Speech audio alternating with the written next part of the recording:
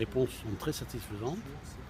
On a eu une réunion avec un préfet qui, au nom de l'État, a affirmé haut et fort qu'il était bien conscient qu'il fallait faire quelque chose dans ces zones, dans le bassin du Gaulle et du Fumalt.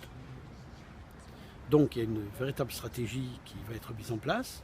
Il y a plusieurs pistes qui vont être étudiées.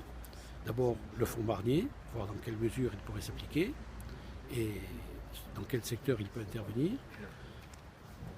Ensuite, au niveau du Golo, au droit de Broncal, il y a certainement des choses à faire, notamment le recalibrage du lit à cet endroit.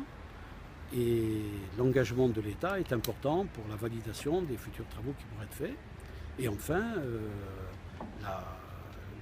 les alertes au fil de l'eau, qui vont permettre certainement dans l'avenir de prévenir les populations quand il y a un risque très important de crue, avec des balises le long des cours d'eau, ce qui va permettre d'éviter cette angoisse, ce désespoir des gens qui risquent de se retrouver en danger de mort lorsqu'il y a des crues importantes.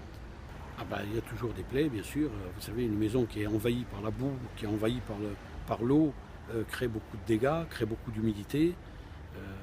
Il y a un traumatisme certain qui a marqué les gens en place.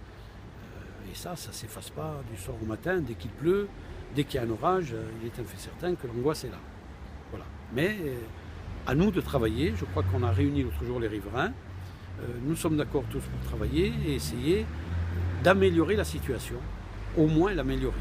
Alors, ce n'est pas tellement le PLU qui va changer, si vous voulez, c'est les plans de prévention de risque d'inondation.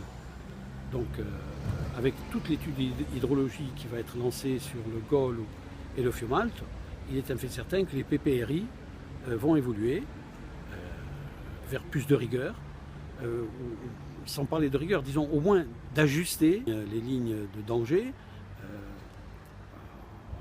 aux évolutions de la climatologie actuelle. Nous attendions du préfet des réponses à la problématique des inondations suite au débordement du Golo. Déjà, on voit vraiment qu'il y a une volonté de nous aider. Le préfet nous a amené quelques réponses aux questions que nous nous posions. Alors la première question, c'est qui c'est qui pourrait nous aider dans l'étude et l'entretien des berges du Golo. Donc il nous a dit que dans ce cadre-là, une mission devrait être lancée pour étudier les possibilités de sécuriser les berges du Golo. Et la seconde, c'est sur les différents ouvrages qu'il y a, par exemple dans le cadre de l'exutoire sur Vescovato, de la 4 voies, dans le cas du fonds Barnier, il y aurait des fonds qui seraient alloués à l'aménagement de cet exutoire. Aujourd'hui, l'exutoire est perpendiculaire au Golo.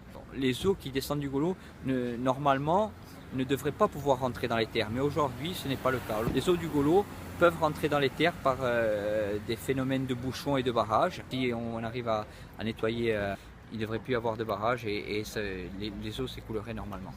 Dans le cadre d'inondations centennales comme nous avons eu, le 2 octobre, les eaux, au lieu de s'écouler de l'exutoire vers le Golo, c'est l'inverse. C'est les eaux du Golo qui rentrent dans l'exutoire pour s'écouler dans la plaine. Et ça impacte fortement l'économie et beaucoup de nos agriculteurs ont malheureusement tout perdu. La plaine de Vescovato est en zone agricole, il n'y a que des agriculteurs qui ont été impactés, mais surtout ils ont été impactés au niveau de leur plantation. Il y a des cultures qui ne sont pas indemnisées, le maïs. Il fait partie de la politique agricole commune et il est déjà subventionné au départ, donc il n'est pas indemnisé, assuré ou pas assuré.